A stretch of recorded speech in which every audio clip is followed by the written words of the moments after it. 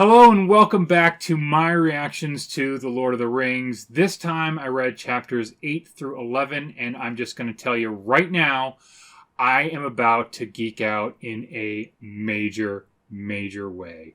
But before I do, I just wanted to give a couple of reminders. If you are liking these videos, please share this video with your fellow Tolkien fans. Leave a like. Comment. Is there anything that you have found that I haven't talked about but you really liked and you really want to hear about? I want to hear from you in the comments below. Also, subscribing really will help me out, but it'll also help you out to make sure that you don't miss out on any of the fun. And speaking of fun, I wanted to point out that this time around, in addition to putting the links to where you can pick up your own copy of the book or your own copy of the Blu-rays, I also put in a link down in the description to what is my latest obsession, and it really is an absolute obsession. It is fueling me throughout my journeys in Middle-earth, and that is The Lord of the Rings, the card game. If you like board games, if you like card games, or just in general, if you are a fan of The Lord of the Rings, check it out. Try it. I think that you're going to have an absolute blast with it. I also wanted to say thank you to everyone who reached out to me with a response to the question that I posed last time.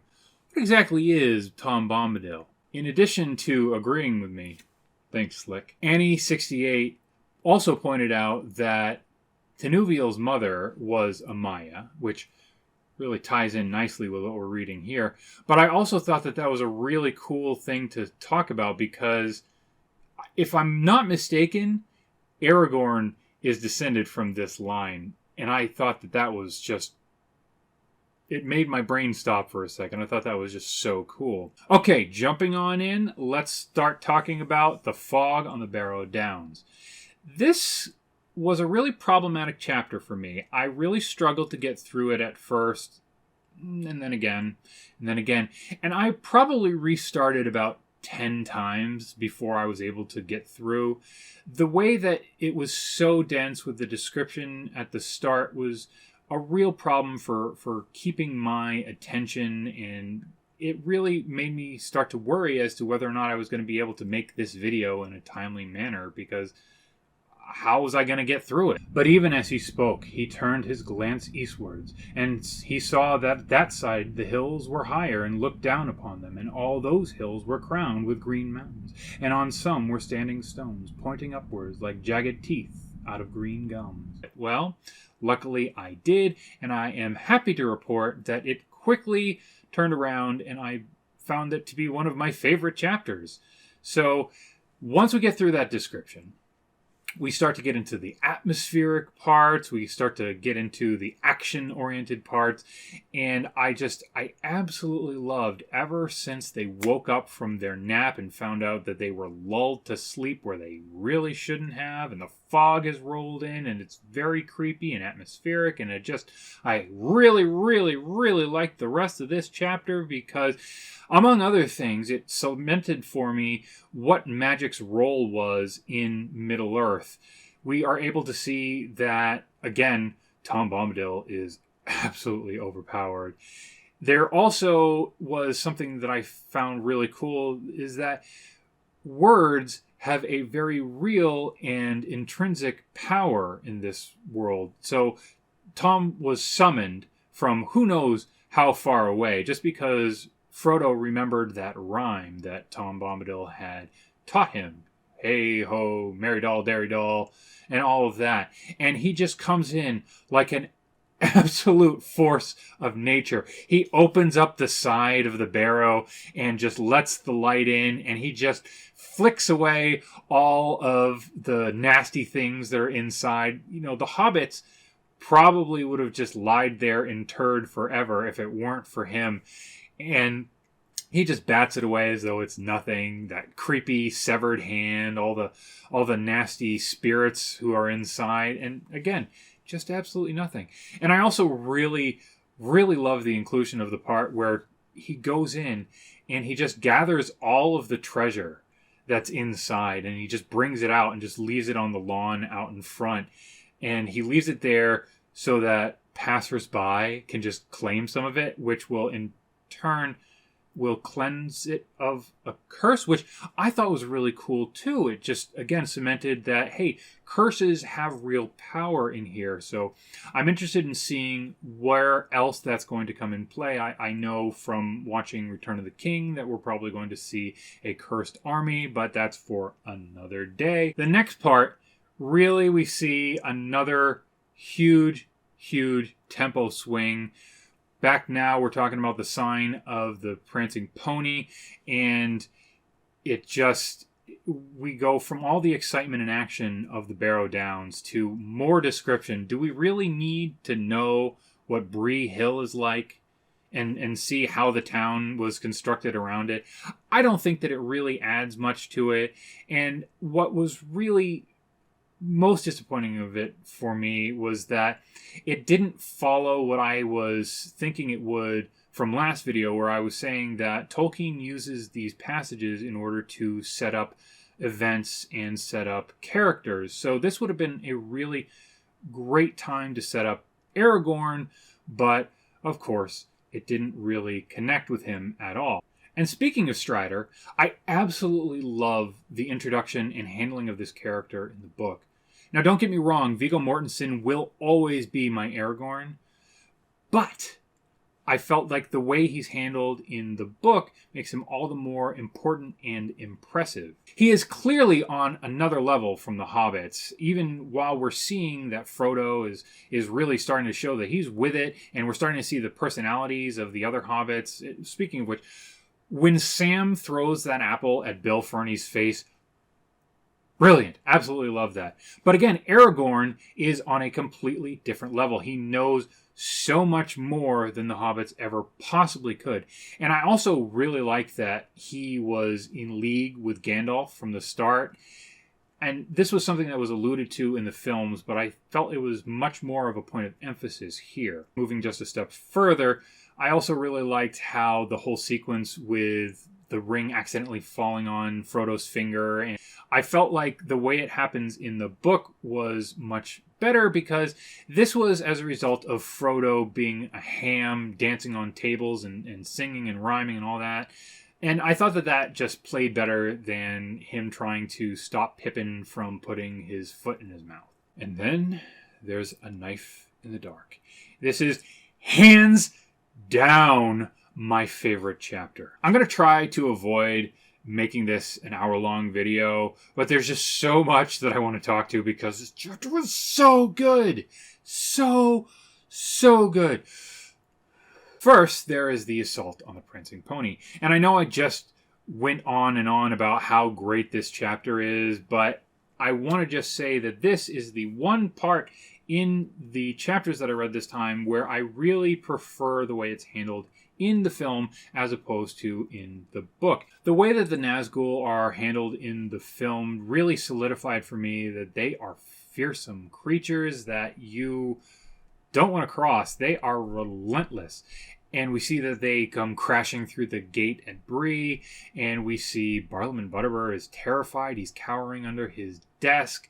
And I also thought that it showed Aragorn having really great insight, where it seemed to me that what happened was that he moved everyone to another wing in the inn, and they were able to just watch as their rooms were getting ransacked. And this differed for me from how it was handled in the book, because it seemed to me that they were all kind of just in a central room, and then their rooms were off of that. Their guest rooms were off of that central room.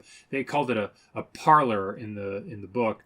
And to me, that distance made a great difference, because in the book where I was reading and I had it in my mind that they were all just kind of in that central room, it seemed as though, well, the Nazgul are just on the other side of those doors, and they are tearing up the place. They are ransacking, they are stabbing, they tear up the bit of carpet that was in there to seem like Frodo's hair.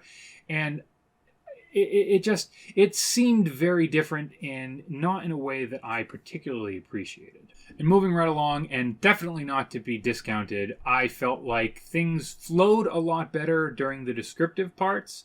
Once Aragorn joined the party, he led to more dialogue being included, and I felt that it really broke things up, and again, it made things flow a lot better.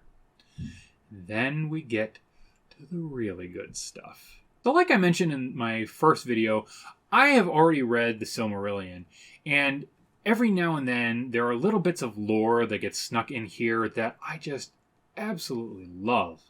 In those days, the great enemy, of whom Sauron of Mordor was but a servant, dwelt in Angband in the north, and the elves of the west, coming back to Middle-earth, made war upon him to regain the Silmarils which he had stolen, and the fathers of men aided the elves. But the enemy was victorious, and Barahir was slain, and Beren, escaping through great peril, came over the mountains of terror into the hidden kingdom of Thingol in the forest of Neldareth. Plus, it's awesome to see the story of Tinuviel here.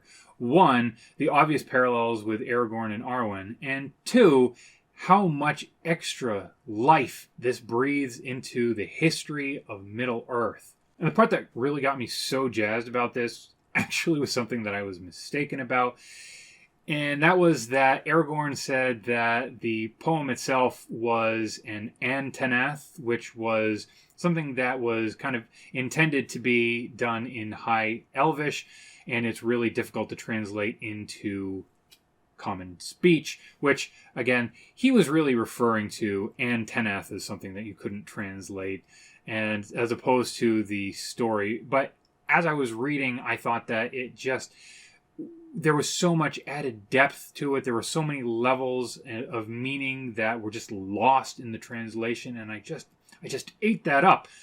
But of course I was wrong, so my bad. For me, the encounter with the Nazgul was so much better here in the books than it was in the film. And part of that has to do with the fact that they already made the Nazgul menacing at the Prancing Pony in the film, so this part wasn't as critical. It's as though things are flipped here, and Tolkien makes the tension downright delicious. They are coming. We see them as black dots on the horizon coming toward the group. Everyone is forced to huddle around the fire as their sole protection, and they constantly are peering out. They're here. Frodo is desperately resisting the urge to put on the ring. He knows he shouldn't do it, and he knows it's not even him that wants to, and yet. Frodo was hardly less terrified than his companions. He was quaking as if it was bitter cold, but his terror was swallowed up in a sudden temptation to put on the ring. The desire to do so laid hold of him, and he could think of nothing else.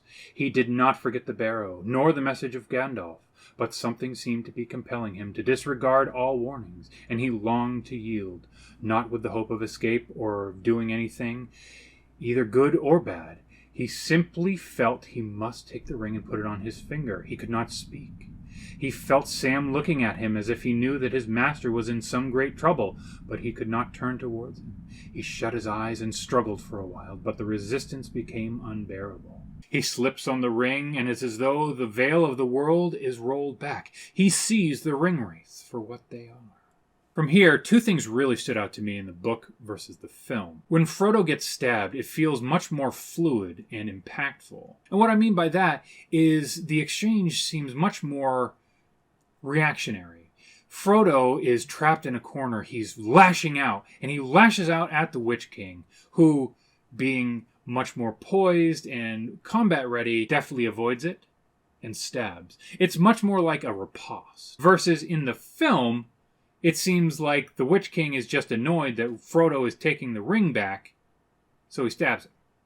The other thing that really stood out to me was that in the book, Frodo collapses, and we kind of miss out on the remainder of the encounter. So I really, really liked this. I felt that it was a benefit of the medium because I was able to kind of play out the rest in my mind. And this isn't something that you're really able to do in film. In film, you really need to show the viewer. You can't just let them imagine things. And it just has to do with how our brain engages with the medium. So like I said, I really, really liked this in the book. I liked to have the opportunity to imagine things versus the way it was presented in the film I felt was a little bit too easy and also a little bit hokey. We see that Aragorn just throws a torch and it flies in the face of one of the Nazgul and kind of just runs off with his arms wailing, looking like Kermit. I like to think that the Nazgul will retain their composure. Thanks so much for watching, guys. I really hope that you enjoyed the video. Keep an eye out for the next video because I think that we're going to really start to get into some more of that awesome and delightful lore that I was talking about previously, because I have a feeling that we're going to get to Rivendell next time. So keep an eye out for that, and I'll see you next time.